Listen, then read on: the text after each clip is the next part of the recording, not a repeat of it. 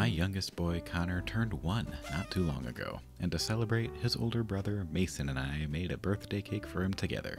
Now, Connor has been all about food lately. He literally eats, or at least tries, everything on his plate at every meal. So it seemed fitting that the theme for his first birthday party and cake would be based on the book, The Very Hungry Caterpillar. For his birthday cake, I wanted to make it look like the Very Hungry Caterpillar itself that's shown on the front cover of the book. For the actual cake portion, I made the cake in a bundt pan. You'll see why a little later. We used a typical boxed cake mix this time around to keep things easy. Any cake type should work just fine for this though, as long as I can handle baking in a bundt pan.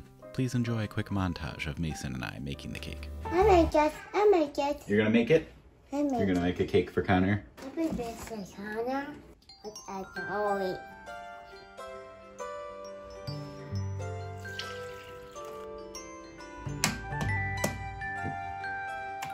Is that dessert? I make it. So one. What?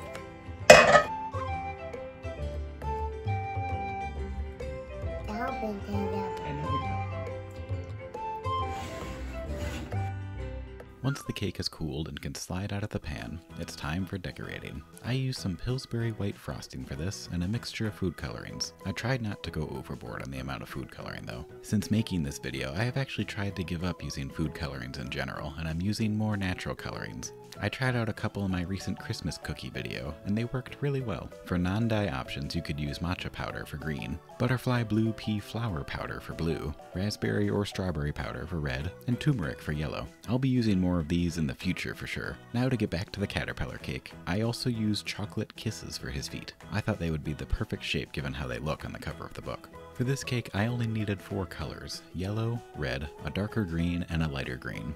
If you're trying this yourself, prep those colors by whatever food coloring dye, or natural alternative, you prefer, of course. Turn out the bundt cake onto a work surface and cut it into 3 even sections. Then arrange the sections into a curvy caterpillar shape by turning the pieces around and laying the ends next to each other. Once the general shape is prepped, just decorate with the frosting. Using the book as a guideline, I started with frosting a section in the darker green on all the sides, then added a lighter green section next to it. I went back and forth with dark green and light green in somewhat even sections all the way up to about the last third of the last cake section. If it wasn't obvious, I don't decorate cakes often, or at all. The first and only time I have decorated a cake remotely like this was when I made the duck cake from Bluey. That was a lot of fun, but it took me quite a while and was not the most clean or professional looking work. It definitely gives me a sense of appreciation for people who decorate cakes professionally. What they do is not easy. Either that, or I'm just not that great at decorating cakes. It's probably both.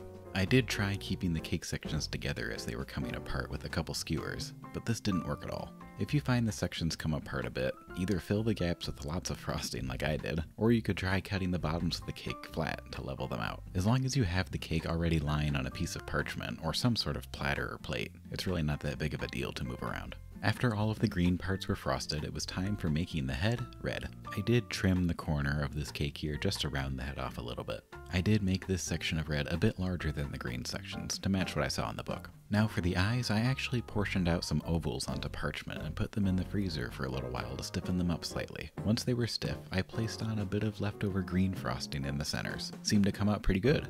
I was pleased. The caterpillar also had some nice long antennas. Now I didn't have anything edible to use for this. Maybe some big pretzel sticks would have worked, but I went with some brownish, burgundy-ish colored pipe cleaners. I folded them in half and twisted them to give a similar shape as the one in the book. Then I simply pushed those into the head.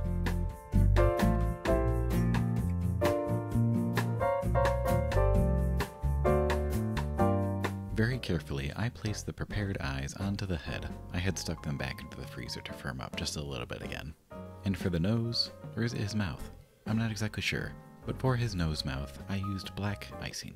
I probably could have used a chocolate melting candy, or maybe a small round chocolate piece, but the icing seemed to look okay to me. And lastly for the feet, I used the chocolate kisses. Dark chocolate, of course. 2 kisses for the back end, and 4 for the front end. And that is it. A very hungry caterpillar cake. I was pretty happy with how this turned out, and thought it looked pretty similar to the one in the book. Mason told me it was beautiful, and that is really all I need. For the rest of the Hungry Caterpillar themed party, my wife set up some cute plates with Connor's month picture shots to look like the caterpillar, and we got some cute little streamers. I found those on Amazon.